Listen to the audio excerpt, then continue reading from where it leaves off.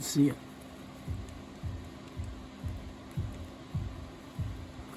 Can you see that?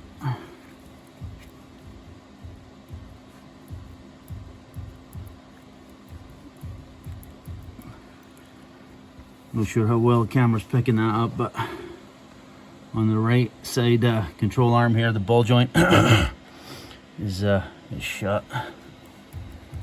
Yeah, see it better there. And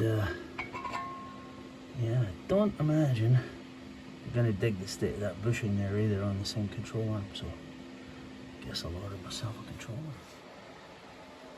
So the tie rod ends.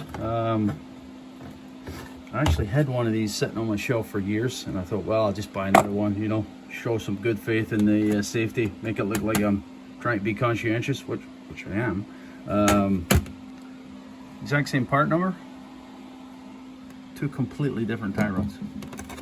Yeah, they functionally, the fit, form, and function is the same, but if you look at them, there's nothing the same right down to a nylock nut and a shoulder nut, you know. Two different generation tie rods, I guess. As I said, I had one of them on the shelf for quite some time. Here's the Moog part number if you're interested. I'm not that keen on Moog, to be honest, but as I said, I already had one, and I hope to match it, but you know what they say about good intentions. So for the tie rod end here, guys, both style nuts, whether it be the nylock nut, don't reuse it. If it's a nylock nut, if it's a castellated nut with a cotter pin, you can. Don't obviously don't reuse the. If they need to tell you this, there's something wrong, right? Don't reuse the cotter pin. Item B, which is on the torque spec here, which is, call it 33 foot-pounds, and yeah, the lock nut or the jam nut on the end of the tie rod proper, just end board of the tie rod end. Item F, and it is also 33, call it 33 foot-pounds. Yeah, so I've done them both on both sides here, guys. As I said, I'll order up that control arm. So just kind of random notes from the work I'm doing on the car here, guys. I'm just changing the oil. Keep in mind, this was not my car. This is the first time I've ever changed the oil in it. This was a filter that was actually in it. Yeah, that's fine. I typically use the Fram. I know Fram kind of get dogged on these days. I know they're not popular with the cool kids any longer. But I used to use the PH4386, kind of just religiously. Anyway, I went to buy one, and apparently the PH4386 has been superseded by some other Fram number. But yeah, I didn't know that at the time, so I went to a local auto parts shop in Fergus, Ontario, and the guy said that this was an alternative number, and I think it's a wee bit smaller than the Fram's PH4386, if that is really important to you.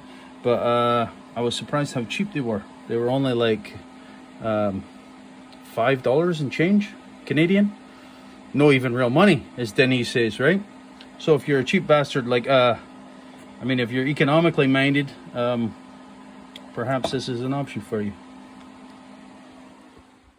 I did manage to get the back brakes done there, I don't know, a day or two ago. I guess it was 2 days ago, guys. Done the pads and U-discs.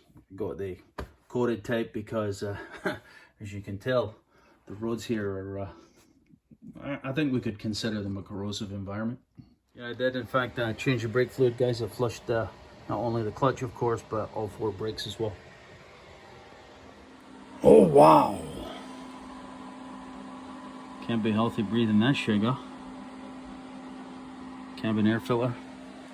Another cheap filter if you're interested in the part number. Little notch there, keeps you oriented. Clean the housing, obviously. As I have mentioned many times in the past, guys, I couldn't care less what products you use. It's none of my business. Spend your money where you want, but for what it's worth, this does seem like a pretty good product. I've used it for quite some time.